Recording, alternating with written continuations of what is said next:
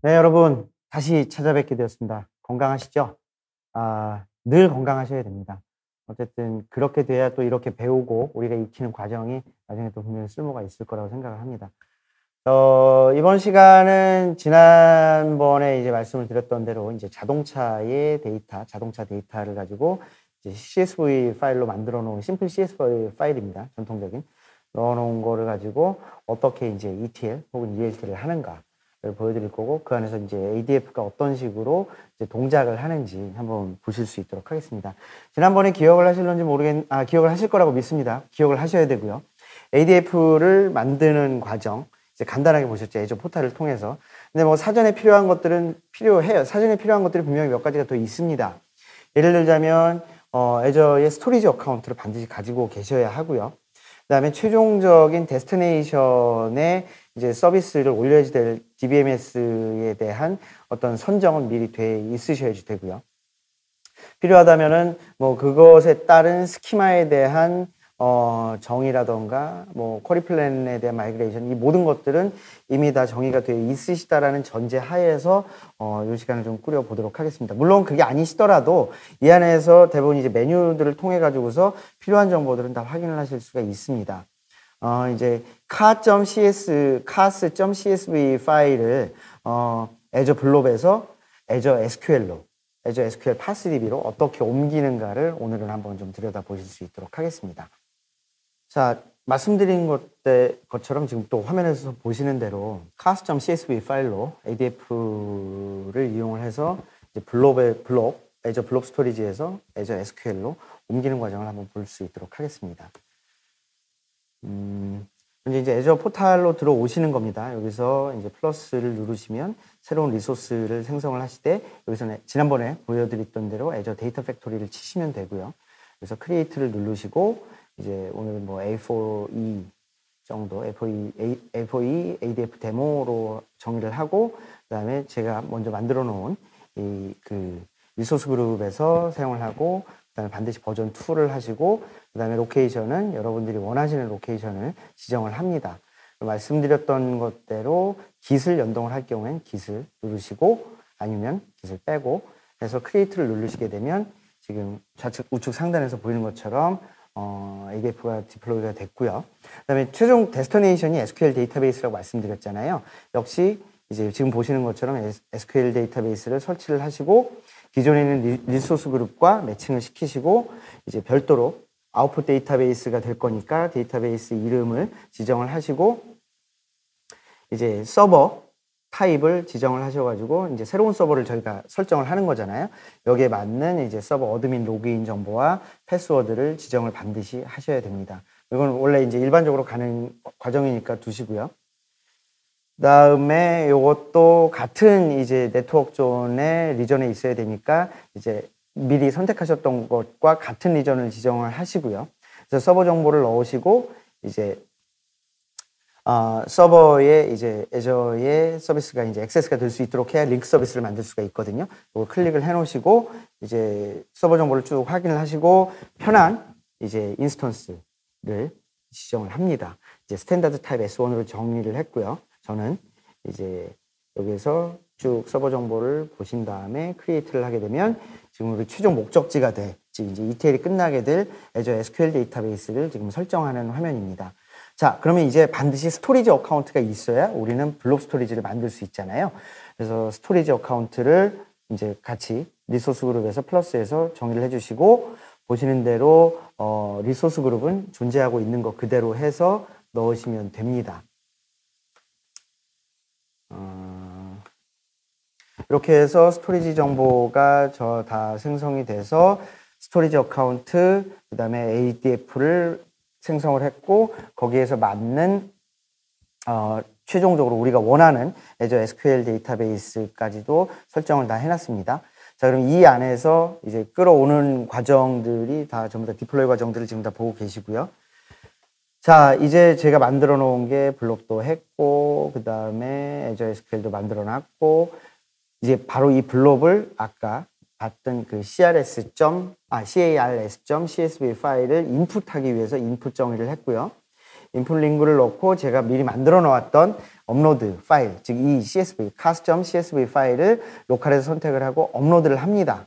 업로드를 하고 그러면 제 스토리지 계정에 블록 어카운트로 들어가서 지금처럼 CSV 파일을 보실 수 있고요. 이 안에서 보시면 이렇게 굉장히 이제 전형적인 CSV 파일이에요. 이제 분류는 이렇게 이제 콤마로 되어 있고요. 이 맨 위에 줄이 이제 퍼스트 헤더가 되겠죠. 이따 정의를 할 겁니다.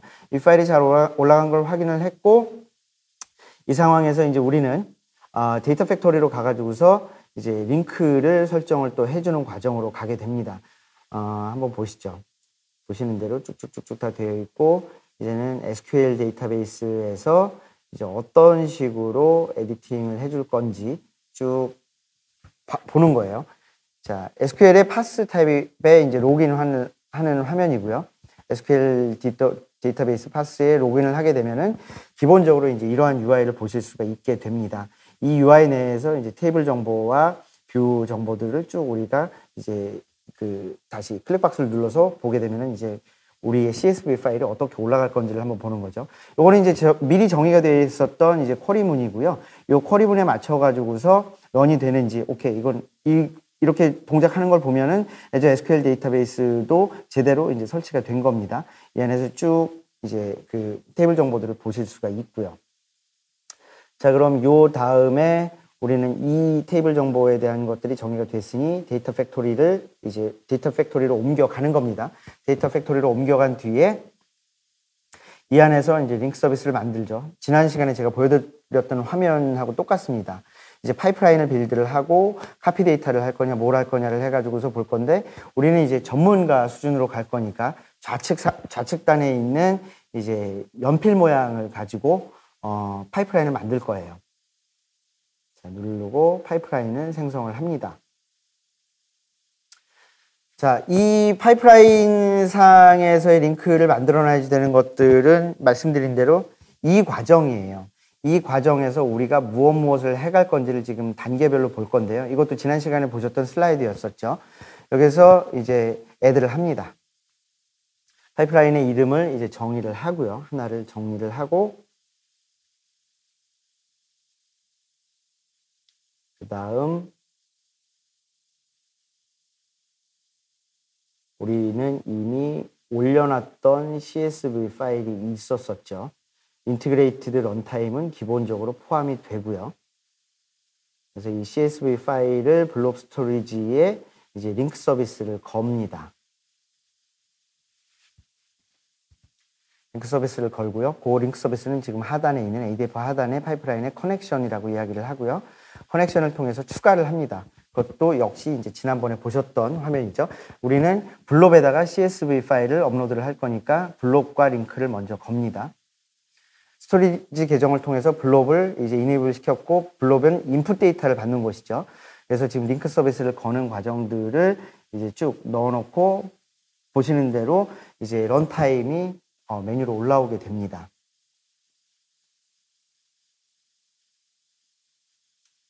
그 다음 이제 매칭해야지 되는 키도 여러분들이 이 안에서 선택을 하실 수가 있어요. 뭐 이것들은 어디까지나 여러분들의 기술적인 환경, 운영 환경에 대한 프레퍼런스를 좀 따르게 되고요. 지금 이 상황에서는 이제 좀 심플하게 저희가 이제 복잡한 설정은 이후에 좀 따로 보는 걸로 하고 일단 애저 서브스크립션으로 이네이블 시켜서 블롭을 이제 활성화 시키는 겁니다. 그 다음 링크가 제대로 됐는지 확인까지 됐고 커넥션이 잘 됐고 피니시를 하게 되면 이제 이 블롭 어카운트에 이제 서비스가 링크가 됐고 이 내부의 데이터 세트를 이제 또 한번 봐야 되겠죠. 이 데이터 세트를 눌러보게 되면 이제 우리는 역시 이 블롭의 데이터 세트가 되겠죠. 그 CSV 파일 형태가 넣고 커넥션을 겁니다. 여기서 CSV를 선택을 해야 되겠죠. 보시는 바와 같이 제이슨, 파케이, 에이브로, 오아시 다 들어있고 우리는 지금 CSV로 심플 데이터 세트를 업로드를 하는 과정이고 링크를 만드는 서비스 과정이니까 쭉 보시고 요 안에 프로퍼티 정보로 이제 카스 CSV라고 좀 넣어보고요. 그 다음에 이 안에서도 이제 이 파일에 대한 패스 속성들을 다 넣을 필요가 있습니다만 굳이 볼 필요가 없어요. 여기서 브라우즈를 해서 아까 만들어 놨던 인풋 데이터 블록 내에 있는 CSV 파일을 업로드를 했죠. 그걸 그대로 끌어오는 겁니다. 지금 이 과정은요. 그래서 퍼스트로를 헤더로 주고 반드시 클릭을 해야 되겠죠. 헤더로 주고 이제 액세스가 될 수 있도록 커넥션 링크를 만듭니다. create. 그러면 이제 여기에서 스키마 정보라던가 아니면은 데이터가 제대로 코렉티브가 필요 없이 올라갔는지 확인이 다 됩니다. 이 안에서. 여기서 원하시는 이제 델리미터 값도 다 설정을 하실 수가 있어요. 컬럼별로, 그 다음에 로우별로 델리미터도 전부 다 설정을 하실 수가 있고요. 그 다음에 이제 스키마 정보는 지금 현재, 여기 UTF 정보들도, 일단 엔코딩 정보들도 다 선택을 여기서 하실 수가 있습니다. 굉장히 간단하죠? 굉장히 간단합니다. 그래서 이것들이 잘 돼 있는지 데이터를 이제 테이블 단위로 이렇게 프리뷰로 딱 보시게 되면, 컬럼이 하나, 둘, 셋, 넷, 다섯, 한 7개 되네요. 7개 되죠. 이거하고 밑으로 로우 값으로 쭉 해서 로우 정보도 전부 다 숫자를 카운트를 이따가 우리가 해볼 수 있을 겁니다. 스키마는 기본적으로 스트링으로 전부 다 타입이 이제 디폴트로 정해져 있고요. 여기서도 이제 필요하시다면은 이제 기존에 사용하시는 스키마를 임포트 하실 수 있죠.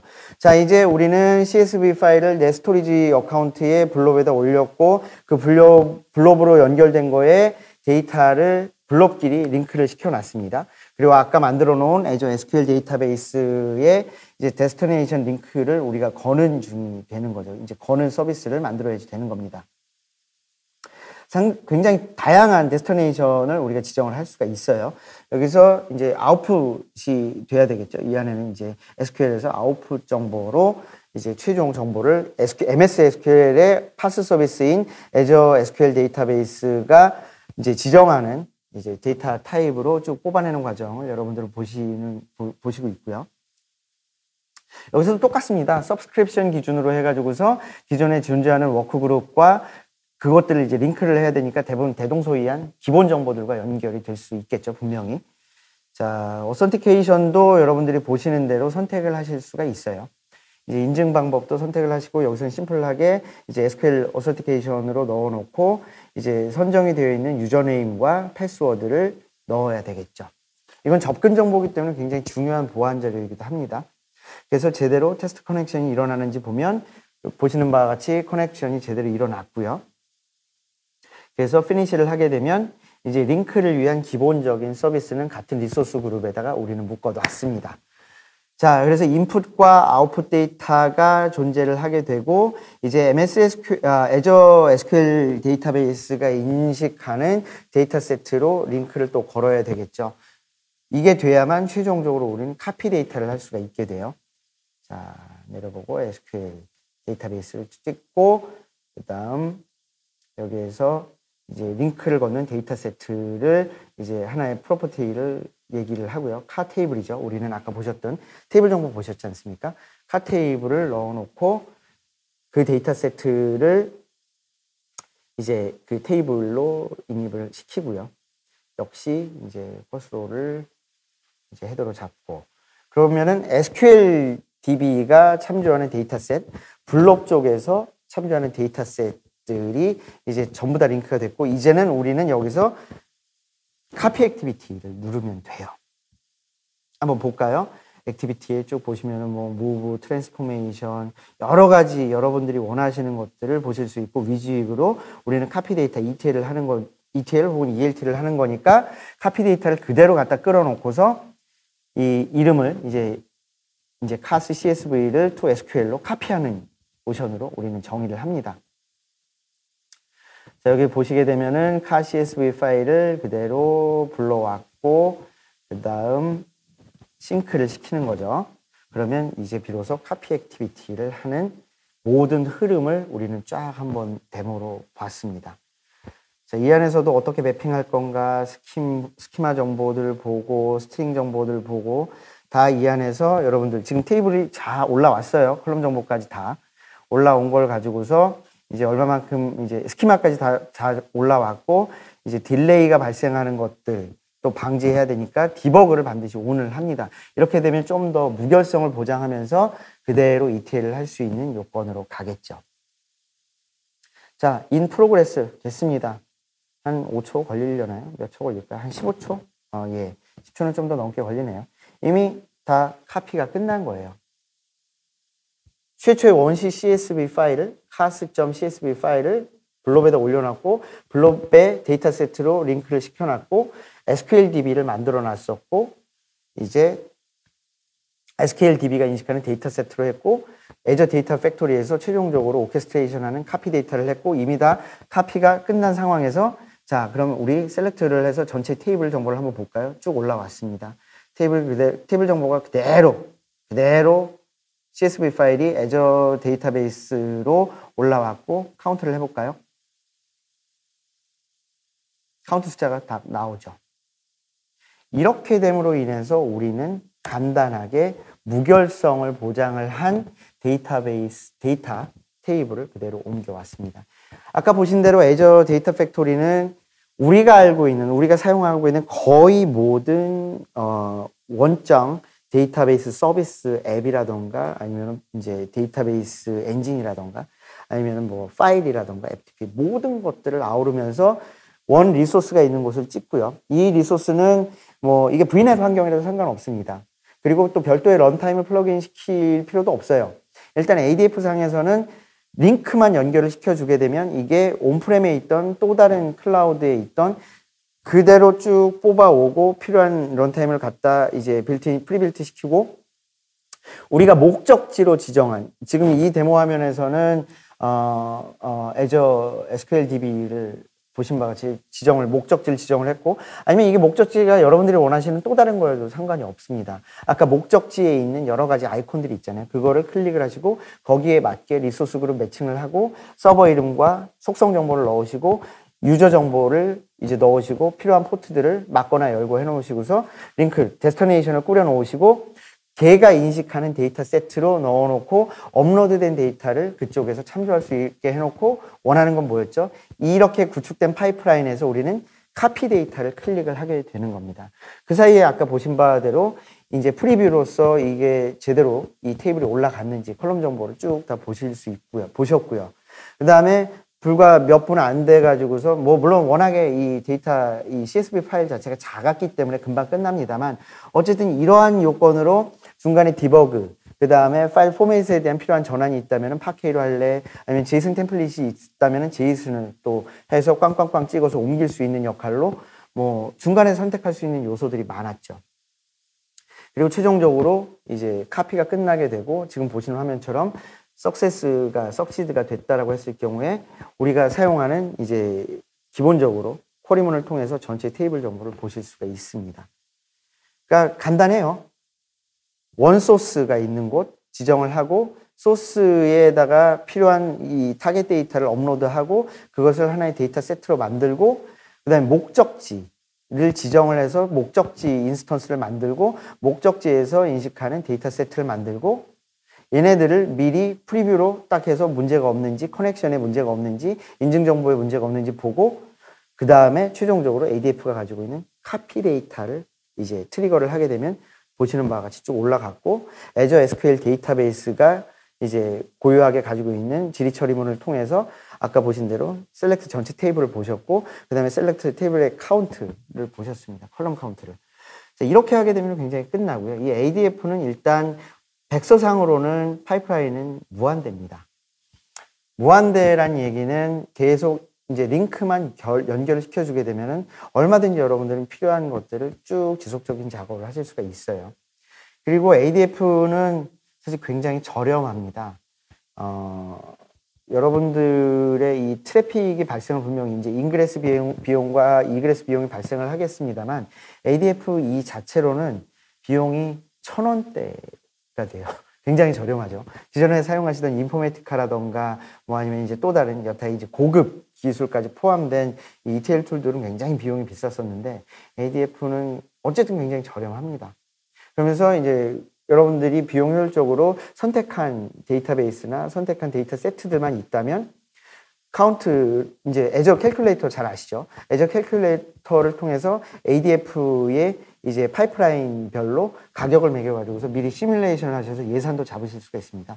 어쨌든 굉장히 비용 효율적으로 ETL 혹은 ELT 업무를 할 수 있는 것 같아요. 또 보셨다시피 굉장히 간단하지 않습니까? 자, 이것과 관련된 링크는요, 제가 지금 요 필요로 한 자료들을 올려놓고, 이제 링크 정보까지도 좀 추가를 해서 슬라이드에 포함을 좀 시킬 수 있도록 하겠습니다.